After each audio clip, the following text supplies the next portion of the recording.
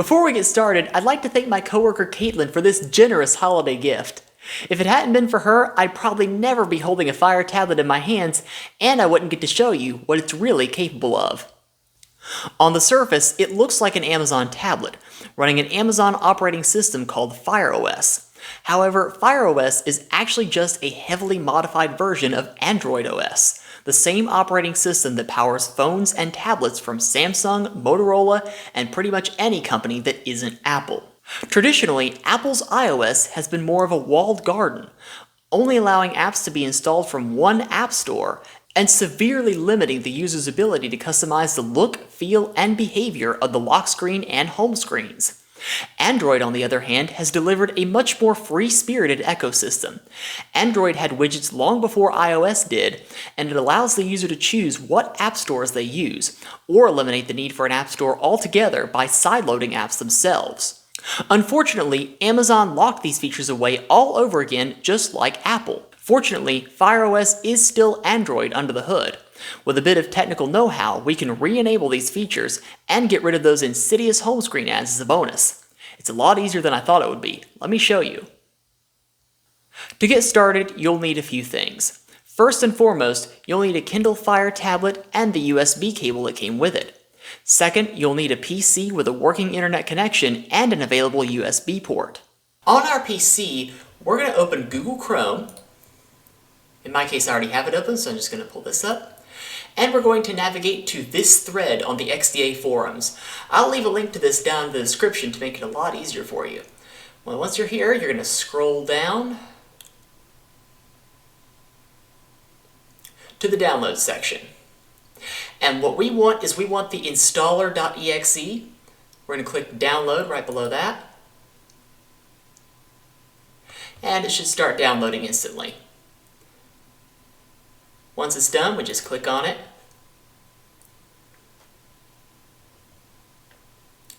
I'm going to click Install for me only. Next. Install. And it's literally that simple. So all we got to do is make sure Launchfire Toolbox v30.2 is checked, and then click Finish. Now that the tablet's finished charging, we're going to prepare it for the modding process. I am speaking English in the United States, so I'm going to tap this button. I'm going to tap Next.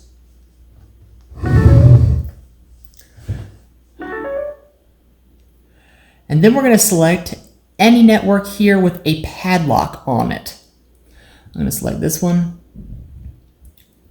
Now, we don't want to actually hit a password here because in the criminal justice system, hacking into someone else's Wi-Fi is considered especially heinous. So we're going to hit cancel, skip setup, hit skip,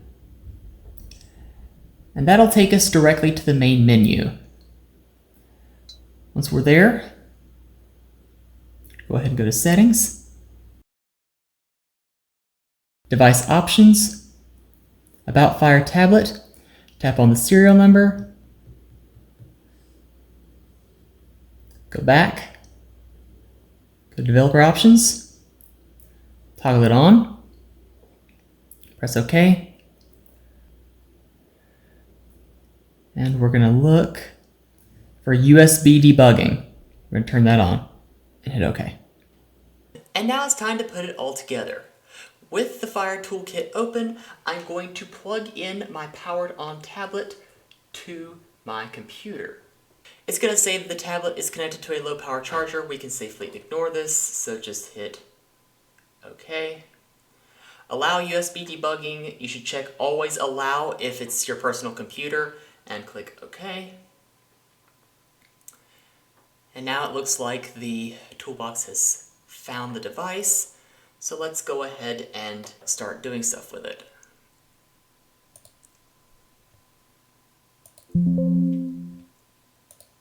Alright, since this is our first time using the toolkit, let's go ahead and proceed with guided setup.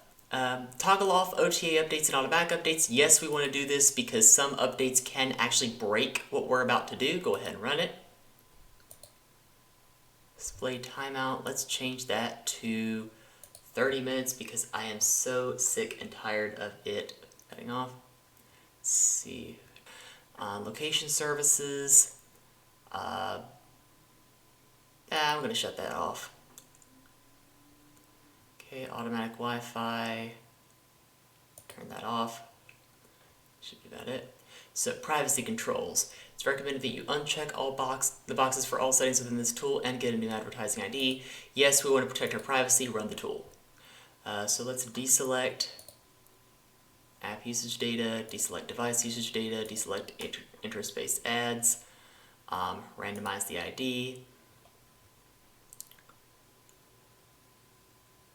That worked, I think. Try it again, just to be sure.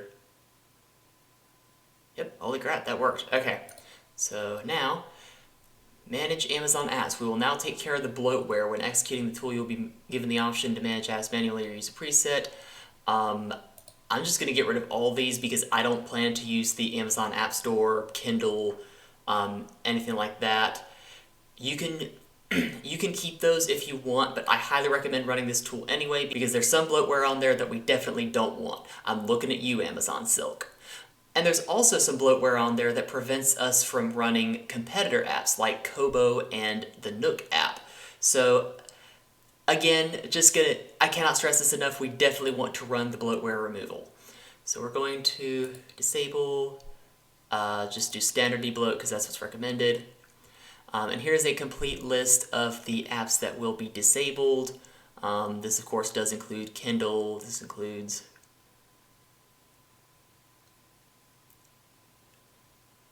wow, they include the Washington Post on there now. Didn't realize that. Execute.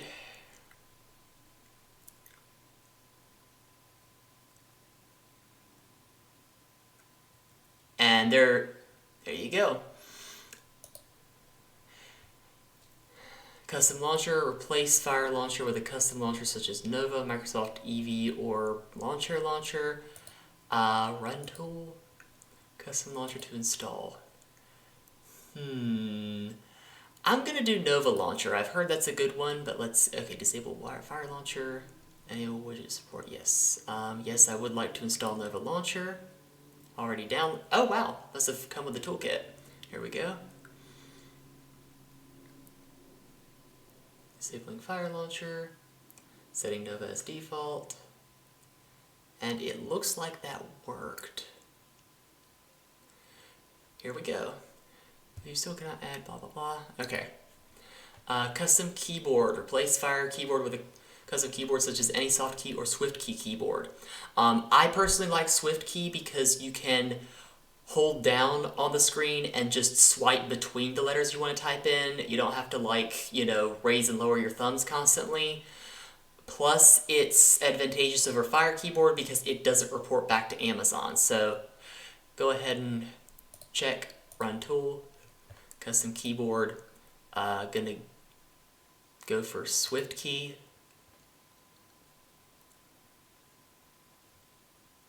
Sure.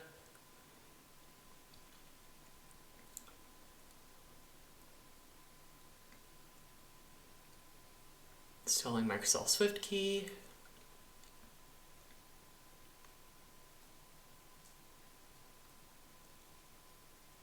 Checking the status, disabling Fire keyboard, setting as default. Hey, check that out. Popped up on our tablet here. Let's get better predictions. Yeah, not now. And look at that, it's SwiftKey. Yay! We have a good keyboard now, woohoo! Okay. So let's go here. Not exactly sure why it went back to the Fire Launcher, but let's go ahead and select Google Service. Let's run the Google Play Services tool. I would say only select Contact Sync and Calendar Sync if you want to synchronize your calendars, contacts, and stuff. I'm just going to hit Calendar Sync. Whoop. Okay. And I'm going to go ahead and execute the tool.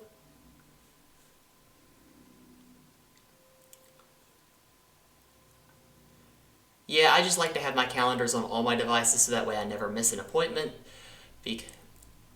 Because Lots of places charge you out the wazoo when you miss an appointment. And sometimes you lose friends. Yeah. Installing. That one's taking a second, I'm not sure why.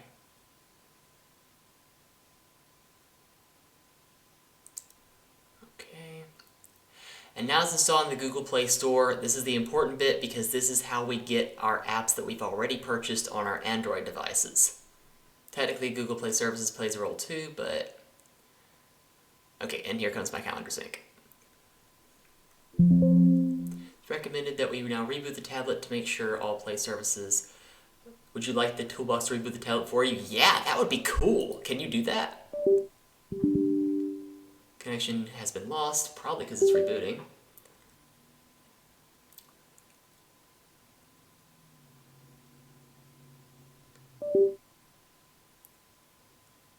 And we're going to hear it disconnect and reconnect in Windows several times, so that's normal.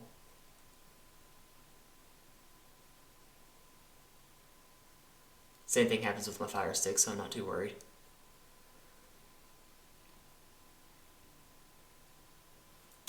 Okay, I'm going to go ahead and unlock this sucker. Open up this sucker. Okay, Google Play Store, yes. Looks like that's fine. Let's take a look at that later. Recommend that you give the Play Store at least 10 minutes before signing in. I'm not signing in yet. Don't update any Amazon apps through the Play Store. Causes crashes. Family Link does not work, which is perfectly fine because I don't have kids. Install a service that listens for and dismisses notifications from parental controls. I'm going to do that because I don't want any parental controls. Execute. Okay. Enabling the access. Okay. Due to permission issues, the toolbox is unable. So there's something it can't do automatically. So what I need to do is follow the instructions on screen by opening the Settings app, scrolling down towards the bottom and tapping Accessibility. Scrolling down to the Services section. Parental Control Hide service. I'm going to turn the Nova Launcher on first. And then I'm going to turn Parental Control Hide. It should already be enabled, so let's just go ahead and turn it back on. Okay. Okay. Here we go.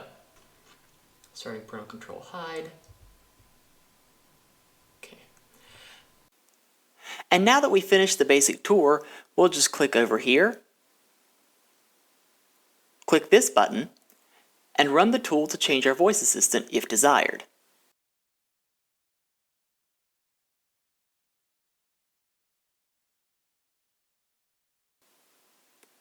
Click on Lock Screen Management, remove lock screen ads, and run this tool to get rid of those pesky ads on the lock screen.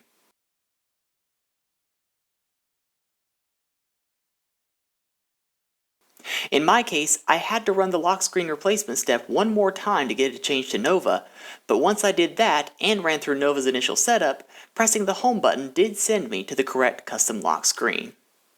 And that's it! You've just given yourself and your Kindle Fire tablet the freedom of choice, freedom from ads, and freedom from prying eyes.